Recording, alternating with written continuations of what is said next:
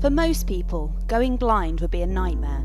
But for Jewel Shuping, it was the fulfillment of a lifelong dream.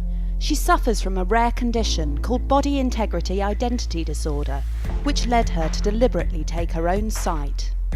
When there's nobody around you that feels the same way, you start to think that you're just very crazy. I don't think I'm crazy. I think I have a disorder.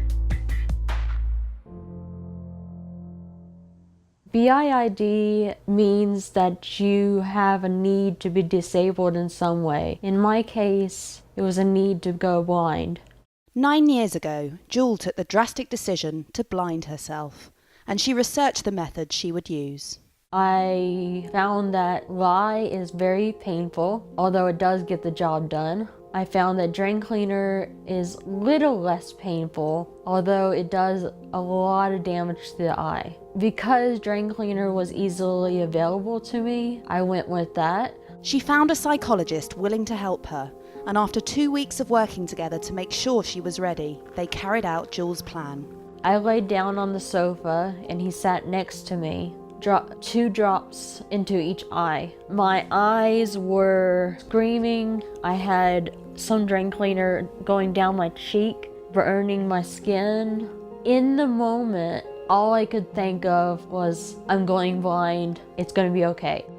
After waiting half an hour to make sure the damage was done, the psychologist took Jewel to hospital, where doctors fought to save her sight. When I woke up the following day, I was joyful until I turned on my back, opened my eyes, and could see the TV screen.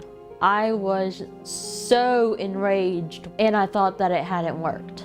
Then over about 6 months, the sight in both eyes slowly went away. I was so happy. I felt that this was who I was supposed to be. While Jewel was happy, her actions cost her her relationship with her family.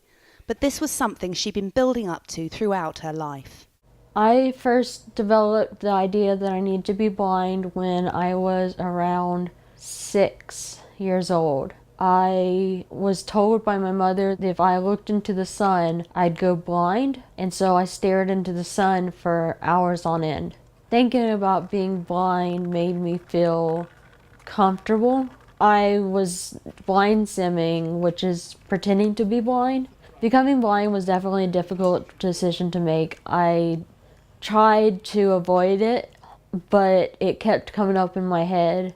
And by the time I was 21, it was a non-stop alarm that was going off. As extreme as Jewel's case sounds, she is not alone. Dr. Michael First is a leading expert on the condition. He even coined the term BIID to describe it.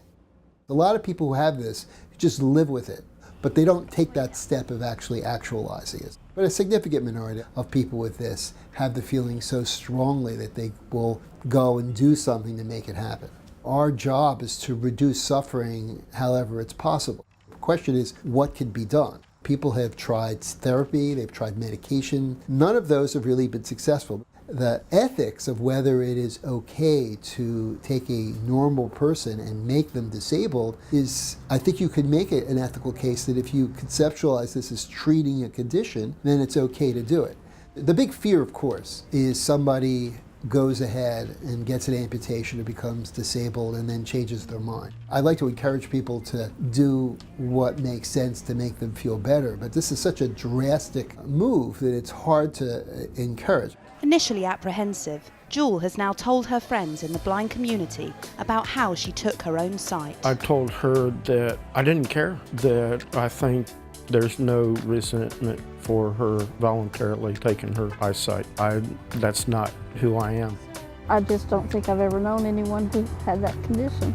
I think there's a lot understood in the medical community, but I'm sure that by what happened to you, it will be helpful to somebody else. Hey, Joel. How's it going? Oh, hi, Alan. Does this affect our friendship at all?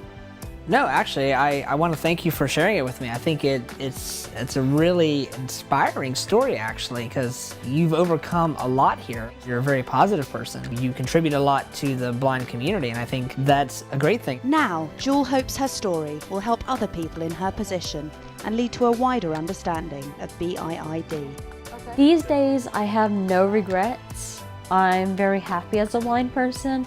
If somebody's out there with the same feelings as I have, I would say don't go blind the way I did. I know there's a need, but perhaps someday there'll be treatment for it.